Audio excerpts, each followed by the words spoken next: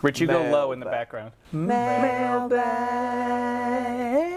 So it's mailbag time. Hey, Mariah, what's up? If we have any fans out there that are musicians and want to create a mailbag intro for us, record it and send it in, because that would be really cool.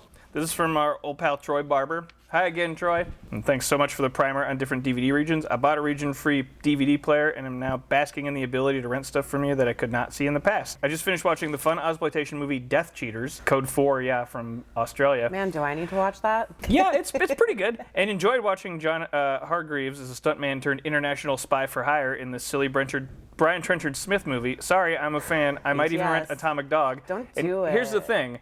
I'm also a fan of Brian Trenchard. I hope that our Atomic Dog segment didn't lead you to believe that I'm not a fan of Brian Trenchard Smith, because I am a fan, and I think he's a great guy. Yeah, Atomic Dog is not good. Yeah, so Troy, maybe just, you can watch it. Yeah. But if you're a fan, you want to kind of complete it. It might be interesting to watch it and compare it against the ones you know and love. So actually, you know what, Troy?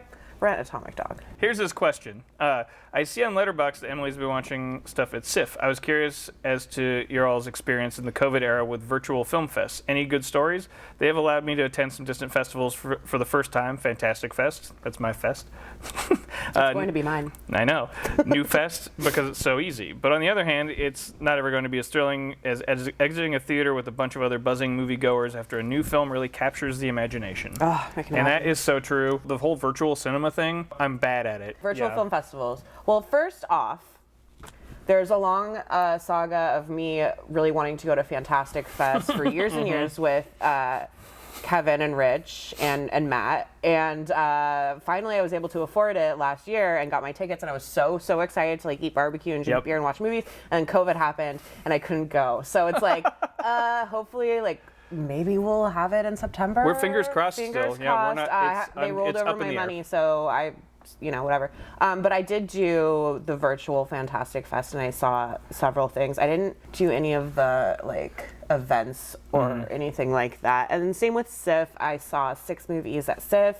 That's pretty good. Yeah, I love SIFF. I've been involved with them as long as I've been working here, so since 2013. So I did see about 6 movies there. I didn't do any parties or events though. I think virtual film festivals, if they can't happen, I think all film festivals should have a virtual element, because I think that it's a great way for people who can't make it to the festival to see stuff. It's a great way to get guests and celebrities, people on the crew or directors and whatever, to be able to do Q&As and stuff, even if they can't make it in person, and make it a little more accessible. Yeah. But obviously, I think we both would say we'd prefer the in-person experience of a film festival for sure. I'm doing some stuff with North Bend Film Festival, and they still don't know if they're going to be in person or virtual or a hybrid. So everyone's kind of just feeling it out right now. I'm terrible at going to virtual film festivals, and Emily is actually really good at it. I'm good at it, but I haven't done any of the fun extra stuff because I'm also lazy. I think that's hard, and I'd also like a lot of those panels at Fantastic Fest and stuff. Honestly, I don't go to when they're live. I'm I'm here to see 40 fucking movies. And that's what I'm doing. Oh my gosh, yeah. Everybody send us good vibes that we can go to Fantastic Fest later this year. If we're there, we're gonna be live to you from Fantastic Fest. We will do that. You'll get to meet all the expat scarecrow people that live in Austin now. So, I will finally get to meet the expat scarecrow. You'll get to finally meet them. I haven't hardly met any of them either. Evan says, hi, just started watching the show and been going back and catching up, really enjoying it. If Love on a Leash is not on your radar for a dog movie to cover, I'd highly recommend adding it to the list. Thanks again for the show, Evan.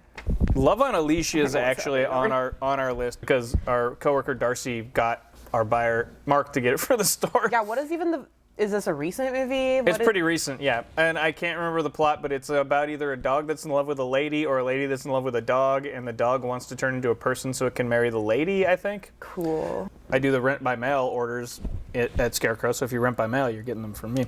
Or Rich sometimes. But Evan actually did a rent by mail order today, and all the titles except one were all titles we've talked about on the show. So I do know that you've been watching. Evan, that's so awesome. I love hearing about when people watch stuff that we've talked about. Yeah. It makes me really happy.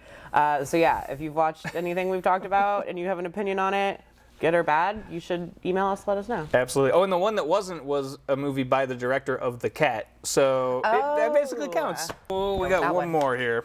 I think this is more just comments because this person comments. actually answered his own question. He was asking what the dog and cat movie with a junkyard, and it was called The Cat. But I think he couldn't figure out what it was. But it wasn't in the dog movie segment. It was just in the regular movie segment. The Cat, one of my favorite weird Hong Kong horror, sci-fi, whatever you want to call it, movies. Everybody look it up. And he also says, I was glad Emily brought up Bell, Book, and Candle with all the talk about Vertigo. I've never heard anyone bring up that the stars from that did another movie in the same year. Yeah, that's crazy. It was I'll add that to my list for sure. And that's from Kip. He also asked if he's been thinking about checking out the White Fang series. Noticed that the author, Jack London, has written a lot of books about dog wolf, or has a lot of books based on, that are from, goddamn. And notice the author of the books you okay? seems to have a bunch of dog wolf movies. I am not. And I was curious how much of that you may have explored. And I haven't explored any. I mean, I've seen the Ethan Hawke White Fang, and I've seen that one. I've read White Fang.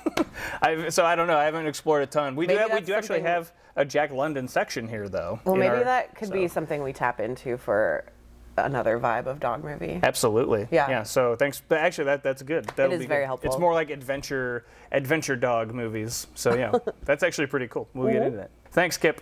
Viva@scarecrow.com. Mm-hmm. You'll probably see it on the screen. You will. Or below. You can email us always, no matter what. Ask us questions, comments, send us photos of your dog or cat. Or your video collection or whatever. I would love to see some video collections.